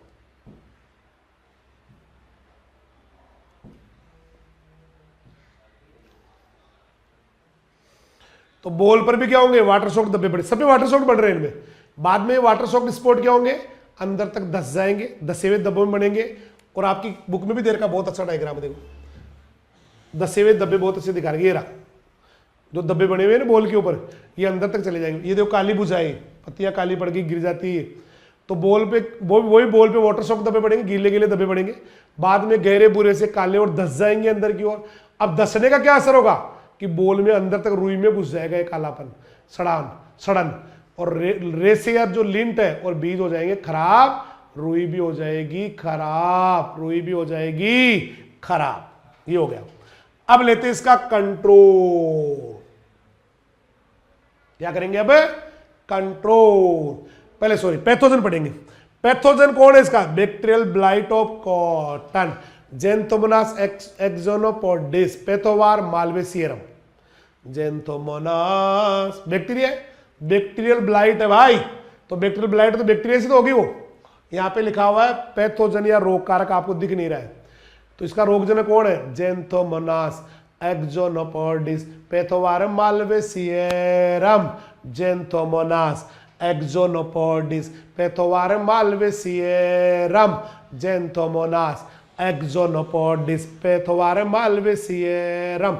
ये पैथोवार क्या है, ऑप्शन नंबर 1 सोमवार या मंगलवार के बाद आने वाला वार। ऑप्शन नंबर 2 एक आदमी के ऊपर से 5 रुपए वार।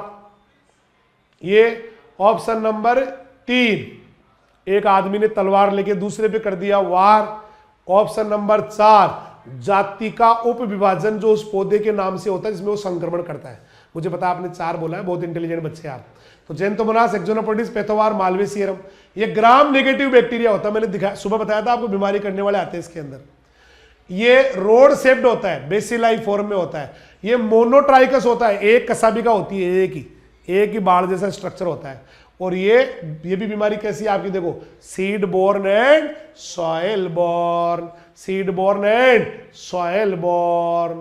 कंट्रोल मन कंट्रोल करा दो ये बैक्टीरियल ब्लाइट ऑफ कॉटन का। एक तो देखो, जैसे ही फसल काटो ना तो रोगी पौधे जो दिखते हैं ना उनको जला के नष्ट कर दो, खरपतवारों को या वीड को भी जला के डिस्ट्रॉय कर दो। एक नॉन होस्ट प्लांट का फसल चक्कर अपनाओ बेटा, जिसमें कपास नहीं आनी चाहिए, और डीप समर प्लोइंग कर दो, क्योंकि सीड बोर्न वो सॉइल बोर्न डिजीज भी है। सीड बोर्न है तो 56 डिग्री सेंटीग्रेड पे 10 मिनट गर्म पानी में बीज को रख के ले आओ, ठीक है। बीजों को 56 पे 10 मिनट के लिए, बीजों को 56 पे 10 मिनट के लिए गर्म जल में रख के ले आओ, बैक्टीरिया मर जाएगा। जेंथोमोनास एक्सोनोपोडिस पेथोवार मालवेसिएरा। अब आओ केमिकल ट्रीटमेंट। केमिकल ट्रीटमेंट में इसको एसिड से डिलिंटिंग करेंगे, ऊपर के बालों को जला देंगे, जो बिनोला होता है ना काकड़ो, इसके कॉटन सीड, उसके बालों को हटा देंगे ऊपर से, है ना, डिलिंटिंग कर देंगे या डिफजिंग कर देंगे एसिड से। ये बहुत इंपॉर्टेंट है, करते भी है, नॉर्मली करते हैं। तो बीजों को बोने से पहले कंसंट्रेट H2SO4 10:1 में लेते हैं। देखो ये देखो, देखिए 100 ml और इधर 1 किलो है, 100 ml और इधर 1 किलो है। इस ml की बराबर अगर हम ग्राम करें तो इसके अंदर 1000 ग्राम है, और इधर कौन है 100 ml है, तो इधर ग्राम है। तो ग्राम और ml में केवल सॉलिड और लिक्विड का फर्क होता है, थोड़ा बहुत हल्का फुल्का फर्क होता है। तो इसका मतलब इनको तो हम हटा देते हैं, और ऊपर कौन आ गया 100 ml और नीचे 1000 ग्राम। तो 1000 से काटोगे तो 1 2 1 2 1/10 1/10 रह गया नहीं, यानी कि 1:10 1:10 में लेते हैं हमेशा ही। हमेशा जो एसिड लेते हैं ना वो, या तो यूं कह दो कि 10 किलो बिनोले तो 1 लीटर H2SO4 लेते हैं, ऐसे बोल दो, या फिर 1 किलो बिनोले तो 100 ml लेते हैं, और 2-3 मिनट उस एसिड में, तेजाब में, सल्फ्यूरिक एसिड में डुबो देते हैं। बहुत इंपॉर्टेंट क्वेश्चन है, तो वैसे भी आता रहता है जनरली भी। उसके बाद ही आप इनको साफ करो, फिर बो। उसके बाद 2 ग्राम कार्बोक्सिन ले लो। कार्बोक्सिन नाम सुना होगा, आज सुबह आया था कार्बोक्सिन, भाई नहीं आया था, आया था। कार्बोक्सिन या ऑक्सीकार्बोक्सिन, इनसे भी सी ट्रीटमेंट कर सकते। स्ट्रेप्टोसाइक्लिन ले लो। स्ट्रेप्टोसाइक्लिन क्या है बेटा, स्ट्रेप्टोसाइक्लिन आपका ये एंटीबायोटिक है। पहला एंटीबायोटिक यही था पहला नहीं था, अरे यही था भाई, पहला एंटीबायोटिक है, एंटीबायोटिक है, एंटीबायोटिक है, एंटीबायोटिक। जाओ देखिए पहले उस पे जाओ, सारे बच्चे ना पहले पार्ट पे जाओ, पैथोलॉजी जहां चालू हुई थी। देखिए कौन गया पहले, देखे तो कौन जाएगा पहले, देखा तो कौन जाएगा पहले, गया कोई, गया, बहुत सारे बच्चे गए। किसको मिला स्ट्रेप्टोमाइसिन, ये वेक्समैन ने 1944 में डिस्कवर किया था, मिल गया होगा आपको। और कार्बोक्सिन को स्लेमिंग और कुल्का ने बढ़ाया था, स्लेमिंग और कुल्का ने बढ़ाया था। कार्बोक्सिन एक सिस्टेमिक फंजीसाइड बेटा, है ना। तो इन दोनों का यूज कर सकते हैं किसके लिए, किसके लिए, बैक्टीरियल ब्लाइट ऑफ कॉटन को कंट्रोल करने के लिए। तो ये हो गया आपका 0.3% कॉप्रोक्सिक्लोराइड ले लो, या स्ट्रेप्टोमाइसिन 50 से 100 ppm ले लो, 15-20 दिन के गैप पे 3 छिड़काव कर दो। इसके बाद में आ गया आपका ये बायोलॉजिकल में वही स्यूडोमोनास फ्लोरेसेंस। वही क्यों बोल रहा हूं, क्योंकि सब में यही तो लेते आ रहे हैं, स्यूडोमोनास फ्लोरेसेंस। स्यूडोमोनास फ्लोरेसेंस होता क्या है कि सर, होता तो ये बैक्टीरिया है, बट कंट्रोल किसको करता है, कंट्रोल किसको करता है, ये फंजाई करता है या फिर निमेटोड करता है। फिर ये कुछ वेराइटी है, देखो ये कहां आ गया भाई, यही ऊपर है ना, ये वेराइटी है कुछ। LDS 11 कॉटन, बैक्टीरियल ब्लाइट नहीं लगता। LDH 91 कॉटन, बैक्टीरियल ब्लाइट नहीं लगता। LD 694 कॉटन, बैक्टीरियल ब्लाइट नहीं लगता। LHH 144 बैक्टीरियल ब्लाइट नहीं लगता। बदनावर 1 कॉटन, बैक्टीरियल ब्लाइट नहीं लगता। सुजाता कॉटन, बैक्टीरियल ब्लाइट नहीं लगता। खंडवा 2 कॉटन, बैक्टीरियल ब्लाइट नहीं लगता। एक बार repeat, LDH 11 cotton, bacterial blight नहीं लगता। LDH 91 कॉटन, बैक्टीरियल ब्लाइट नहीं लगता। LD 694 कॉटन, बैक्टीरियल ब्लाइट नहीं लगता। LHH 144 कॉटन, बैक्टीरियल ब्लाइट नहीं लगता। बदनावर 1 कॉटन, बैक्टीरियल ब्लाइट नहीं लगता। सुजाता कॉटन, बैक्टीरियल ब्लाइट नहीं लगता। खंडवा 2 कॉटन, बैक्टीरियल ब्लाइट नहीं लगता, नहीं लगता। आज्ञा आ गए हम 7 नंबर डिजीज के ऊपर, और यह है भिंडी का येलो वेन मोजेक। भिंडी का येलो वेन मोजेक, भिंडी का येलो वेन मोजेक वायरस बीमारी होती है। अगर यह बीमारी 35 दिन में लग गई और 35 दिन में वायरस लग गया, 94% भिंडी तो गई रे बापू। 94% भिंडी तो खत्म रे बापू। समझ में आया क्या? 94% तो खत्म। 100 किलो भिंडी होने वाली थी, 6 किलो हुई। हे भगवान, मार डाला। बस ये होता किसानों के साथ। तो 50 दिन में हुआ ना, 35 दिन में नहीं होगा, थोड़ा लेट अटैक हुआ तो 84% गई। 84% का मतलब जहां पे 100 किलो होने वाली थी अब कितनी हुई सर? 16 किलो हुई। ठीक है, ऐसा होता है।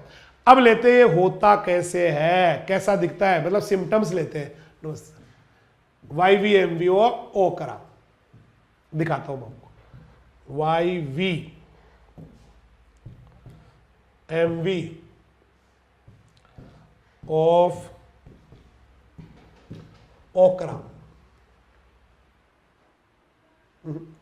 YVMV रजिस्टर नहीं देखना रे बाबा।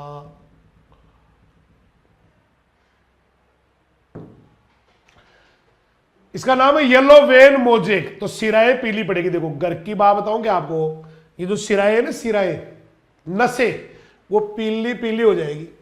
नसें क्या हो जाएगी? पीली पीली हो जाएगी, बीच में से हरा हरा रहेगा। देखो ऐसी बनेगी। तो जब रोग ज्यादा हो गया ना, तो नेटवर्क ऑफ येलो वेन्स बन जाएगा। पीली सी, नाम ही क्या है? Yellow vein mosaic. तो येलो हो जाएगी वेन, मोजेक में वैसे ही पीला ही होता है।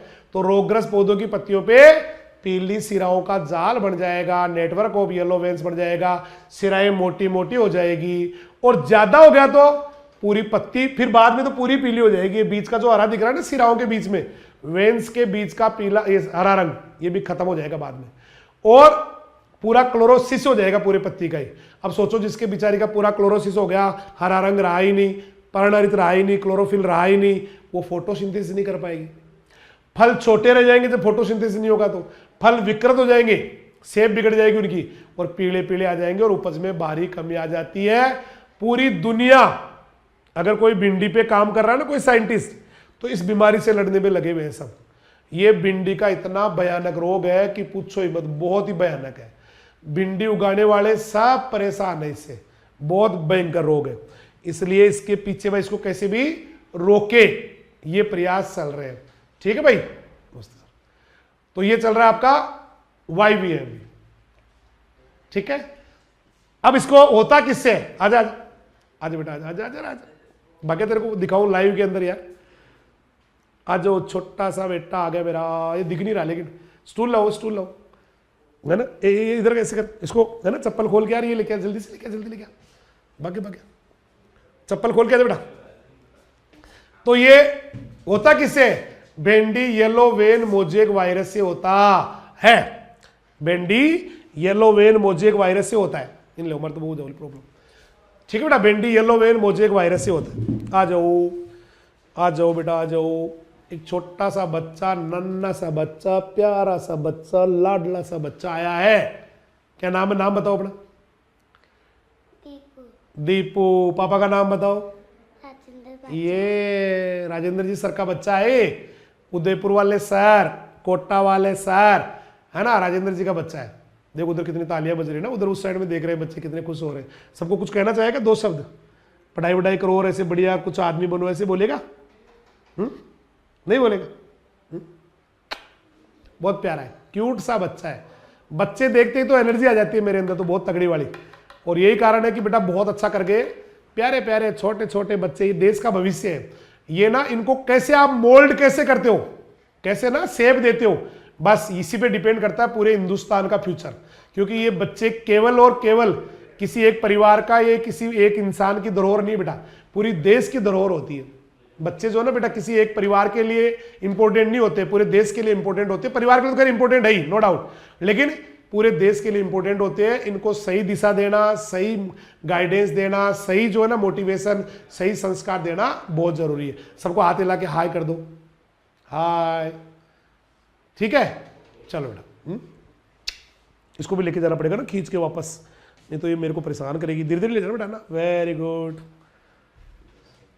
ठीक है भाई, तो होता किससे ये रोग,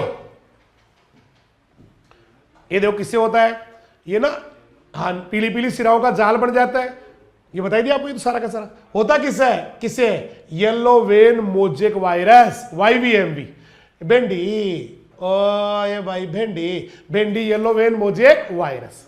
ये वायरस किस फैमिली में आता है, जेमिनी विरिडी। किस फैमिली में आता है भाई, जेमिनी विरिडी। जेमिनी विरिडी जो आता है ना, कल जेमिनी वायरस पढ़ा था अपन ने, उसमें DNA था, तो उसी के अंदर तो है ये।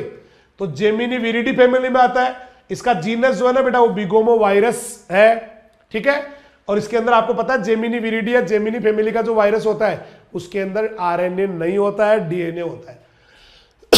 तो इसका जो अनुवांशिक पदार्थ है ना, जेनेटिक मटेरियल, वो सिंगल स्ट्रेन DNA होता है। कल ही बताया था, देखो डबल क्वेश्चन याद हो गया आपको। ये वायरस जो है बेटा, कई खरपतवारों में रहता है, Croton sparsiflorus, Croton sparsiflorus, Malvastrum species, Malvastrum species, Ageratum species, इन पे रहता है। तो भैया कहां रहता है ये भिंडी येलो वेन मोजेक वायरस, ये क्रोटोन स्पार्सिफ्लोरा पे रहता है, मालवेस्ट्रम पौधे पे रहता है, वीड पे रहता है, एजीरेटम पे रहता है, इन पे रहता है। फैलाएगी कौन, फैलाने वाली है whitefly, Bemisia tabaci, whitefly, Bemisia tabaci. और आपके तो किताब में तो कितने अच्छे अच्छे डायग्राम दे रखे दो, पीले पीले सिराए YVMV के कारण। फिर ये वायरस बता रखा है इन्होंने, ये वायरस है ना, जेमिनी वायरस। और ये फैलाने वाले वाहक है इसके, व्हाइट फ्लाई। अब लेते हैं इसका मैनेजमेंट। मैनेजमेंट में पहला पढ़ेंगे कल्चरल मैनेजमेंट। कल्चरल में क्या करते हैं भाई साहब, जैसे लक्षण दिखाई देंगे ना, पौधों को उखाड़ के जला देते हैं, रोगिंग कर देते हैं, उखाड़ के जला देते हैं, रोगिंग कर देते हैं। दूसरा, आसपास जो भी खरपतवार है ना, अभी 3-4 खरपतवारों का मैंने नाम बताया, किसी ने याद किया हो तो, Croton sparsiflorus, Croton sparsiflorus, Malvastrum species, Malvastrum species, और एजीरेटम। तो ये जो वीड है ना आसपास, उनको जला देना चाहिए। एक है सिस्टेमिक एक्वायर्ड रेजिस्टेंस, सर्वांगीण उपार्जित प्रतिरोधकता। केमिकल डाल के इसमें कुछ प्रतिरोधकता आ जाती है प्लांट्स के अंदर, है ना। Systemic acquired resistant SAR salicylic acid से आ जाती है। मैंने 500 ppm सैलिसिलिक एसिड छिड़कवा दिया तो भिंडी में जो है इस रोग से प्रतिरोधकता आ जाएगी। फिर 200 ppm एसिटाइल सैलिसिक, ppm जानते हो कि ppm का पूरा नाम होता है पार्ट्स पर मिलियन। इसको सिंपली बोले तो mg पर लीटर, ppm बराबर mg पर लीटर, ppm बराबर mg पर लीटर, है ना। तो ये होता है। तो salicylic acid 500 ppm, acetyl salicylic acid है ना 200 ppm, या फिर बेंजोइक एसिड 1000 ppm छिड़को कि तो उस पौधों में रोग प्रतिरोधक क्षमता आ जाएगी, बीमारी लगेगी नहीं, डिजीज रेजिस्टेंस हो जाएंगे प्लांट। अब आओ केमिकल कंट्रोल, तो मक्खियां मारेंगे, व्हाइट फ्लाई को मारेंगे। रोगवाहक सफेद मक्खी की रोकथाम करने के लिए इमिडाक्लोप्रिड कितना 5 ml 15 लीटर में, डाइमिथोएट 1 ml 1 लीटर में 0.1% का घोल हो गया, मिथाइल डिमेटोन 1 ml 1 लीटर में 0.1% का घोल हो गया, 10 से 15 दिन के गैप पे छिड़क देते हैं। अब आओ बायोलॉजिकल मैनेजमेंट, रोगवाहक कीट को दूर रखना है तो नीम का तेल 0.2%, नीम की निम्बोली का एक्सट्रैक्ट NSK, नीम सीड कर्नेल एक्सट्रैक्ट, है ना, रात भर भिगो के निम्बोली को ऐसे निकालते हैं, 5% का स्प्रे कर देते हैं। अब कुछ वेराइटी है भिंडी की जिनमें नहीं लगता ये, परभन क्रांति भेंडे, YVMV नहीं लगता, अरका अभय भेंडे, YVMV नहीं लगता, पंजाब 7 भेंडे, YVMV नहीं लगता, पंजाब पद्मिनी भेंडे, YVMV नहीं लगता, परभन क्रांति भेंडे, YVMV नहीं लगता, अरका अभय भेंडे, YVMV नहीं लगता, पंजाब 7 भेंडे, YVMV नहीं लगता, पंजाब पद्मनी भेंडे, YVMV नहीं लगता। अब लेते हैं अगली बीमारी, बीमारी नंबर 8। ठीक है, इसके बाद एक और है, खरीफ वालों में तो नो टोटल है, तो लीप कर लो टोमेटो, लीप कर लो टोमेटो, है ना, पत्तियां मुड़ जाएगी इसके अंदर। लीप कर लो टोमेटो भी होता है, लीप कर लो कॉटन भी होता है, लीप कर लो चिल्ली भी होता है, मिर्च में भी लगता है और भी कहीं भी लगता है। तो इसको ना लोग लोकल भाषा में कहते हैं टमाटर का कोडी रोग, कोडी कोडी कोडी, पर्ण कुंचन टमाटर का, कोडी कोडी कोडी, लीप कर लो अब टोमेटो, माथा बंदी भी कहते हैं इसको, है ना, लीप कर लो अब टोमेटो। अगर 20 दिन के अंदर अंदर ये बीमारियां, ये वायरस लग गया, लीप कर लो वायरस लग गया ना, 92% टमाटर खत्म। 100 किलो टमाटर होने वाला था, 8 किलो हुआ, 100 का 8, 100 का 8, 100 का 8, 100 का 8, 100 का 8, बुरे हाल हो गए ना बेटा। अब लेते हैं इसके सिम्टम्स। सिम्टम्स देखो, इसका नाम ही लीप कर्ल है, तो ये तो मान के चलना कि पत्तियां मुड़ेगी ऐसे, कप बन जाएगा, कप, कप दे बसंती, बसंती कप दे बस, वो रंग दे आता है यार है। देखो पत्तियां छोटी रह गई, लीप कर ले तो पत्तियां छोटी रह गई लीप कर्ल के अंदर, और मुड़ गई। मेन तो इसका करेक्टर है मुड़ना, यहां पे सिम्टम्स लिखा हो भाई, दिखता नहीं होगा आपको, सिम्टम चल रहे, सिम्टम है ना, पत्तियां मुड़ के क्या बन गया, कप बन गया ऐसे, नाम ही लीप कर्ल है। पर्ण का कुंचन है, कुंचन यानी क्या होता है, संकुचन, सिकुड़ना। किनारे पत्तियों के पीले हो गए, तो पत्तियां है छोटी, मुड़ गई कप जैसी और पीली हो गई। शीर्ष पर गुच्छे बन गए, ऊपर ऊपर पत्तियों के ऊपर क्या बन गए, गुच्छे। पत्तियां खुरदरी टाइप की हो गई, रफ हो गई और मोटी हो गई। ठीक है, पत्तियों में क्या कैरेक्टर आया, पत्तियां छोटी रह गई लीप कर्ल अब टोमेटो, पत्तियां कप जैसी हो गई लीप कर्ल अब टोमेटो, किनारे पीले हो गए लीप कर्ल अब टोमेटो, शीर्ष पे यानी टिप पे गुच्छे बन गए लीप कर्ल अब टोमेटो, खुरदरी पत्तियां लीप कर्ल अब टोमेटो, लीप कर लो टोमेटो, और मोटी हो गई। ये इसके मेन कैरेक्टर सारे के सारे। इसके अलावा भी देखो, जो सिराए हैं, वेन्स या वेनलेट्स, उपसिराए, सिराए और उपसिराए, वेन्स और वेनलेट्स, ये भी मोटी मोटी हो जाती है। पर्व संधियां छोटी, पर्व संधियां जानते होंगे, जैसे ये तना है तो यहां पर ये आपका वो आ गया, पर्व संधि आ गई, नोड है ना, नोड, तो ये बीच वाले जो इंटरनोड है ना, ये छोटे रह जाएंगे, पर्व संधि है, पर्व छोटे रह जाएंगे और पौधा बोना बोना लगेगा, झाड़ी जैसा लगता है, मतलब सारा ही हो गया। जिस दिन उसके पत्तियां मुड़ी ना, सब कुछ बेकार हो गया, किनारे मुड़ गए, पीली रह गई, फोटोसिंथेसिस सही नहीं हो रहा है ना, खुरदरी हो गई, मोटी हो गई, झाड़ी टाइप में बन गया पौधा, ज्यादा साइड वाले ब्रांचेस निकल के आ गई है ना, पौधे पीले हो गए, फल फूल जो है ना, अब फल फूल कहां से लगेंगे बीमारी में, तो फूल और फल बिल्कुल ही कम लगते या लगते ही नहीं है। ये इसके सारे के सारे करेक्टर है। अब लेते हैं होता किससे है, tomato leaf curl virus, tomato leaf curl virus, नाम ही उसका टोमेटो लीप कर्ल बीमारी है, तो होता भी किससे है, टोमेटो लीप कर्ल वायरस या tomato yellow leaf curl virus, tomato yellow leaf curl virus. ये भी जेमिनी विरिडी फैमिली में आता है।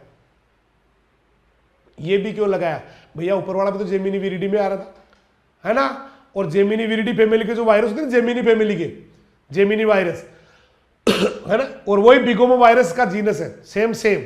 मैं सेम सेम क्यों बोल रहा हूं, क्योंकि इससे पहले आपने YVM भी पढ़ा था ना, भिंडी वाला, येलो वेन मोजेक वायरस, उसका भी बिगोमो वायरस वही था, जीनस था जेमिनी विरिडी फैमिली थी, उसका भी एसएस डीएनए होता है। जेमिनी वायरस में एसएस डीएनए है, सिंगल स्ट्रैंड डीएनए होता है। अच्छा, और किस में लगता है? देखो ये कारण, चिल्ली में लगता है, तंबाकू में लीप करल, पपीता में लगता है बीन का लीप करल, और धतूरे में भी लगता है। अब लेते हैं इसको, फैलाएगा कौन? तो YVMV को भी और इसको भी, आपका क्या नाम है, tomato yellow leaf curl virus को भी, दोनों को ही फैलाती है whitefly Bemisia tabaci, whitefly Bemisia tabaci. और अमरबेल या कई बार बीजों के साथ भी वायरस चले जाते हैं। अब वायरस जो है ना बेटा, मारना इनको बड़ा मुश्किल होता है, तो क्या करना पड़ता है फिर? जैसे ही करेक्टर दिखेंगे, रोगी पौधों को उखाड़ के जला दो, रोगी पौधों को उखाड़ के जला दो, ठीक है, समझ में आया? रोगी पौधों को उखाड़ के जला दो। दूसरा, खेत के आसपास से सारे वीड को जला दो, वीड वगैरह पर भी ये जो है ना मिल जाते हैं बेटा। इसके बाद व्हाइट फ्लाई और वायरस, इनसे फ्री टमाटर की पौध लेके आओ।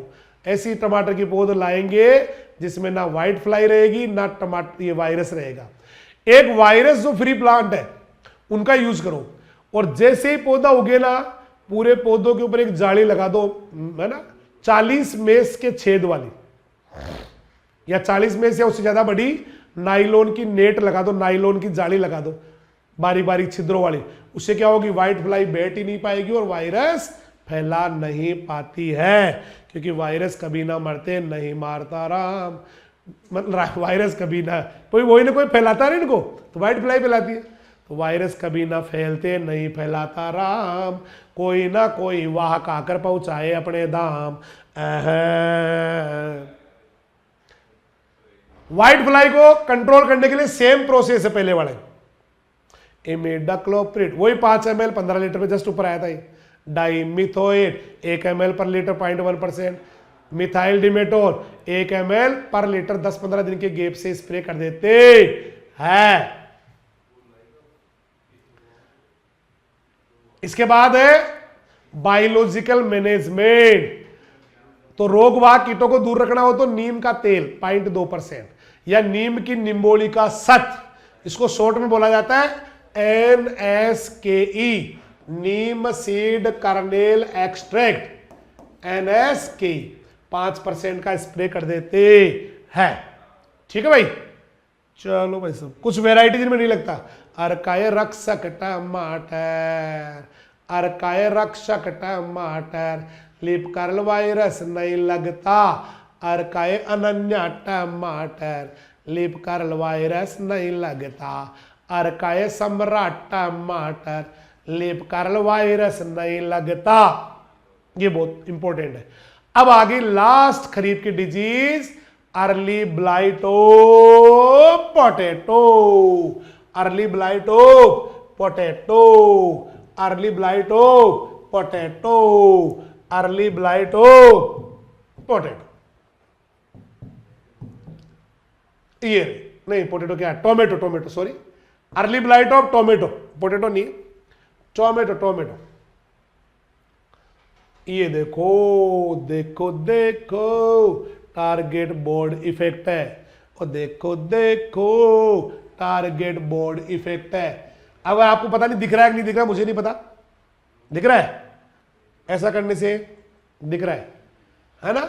इसमें क्या होता है, ऐसे देखो घेरा सा आता है, यूं घेरा सा आता है, यूं टारगेट बोर्ड इफेक्ट ऐसे आता।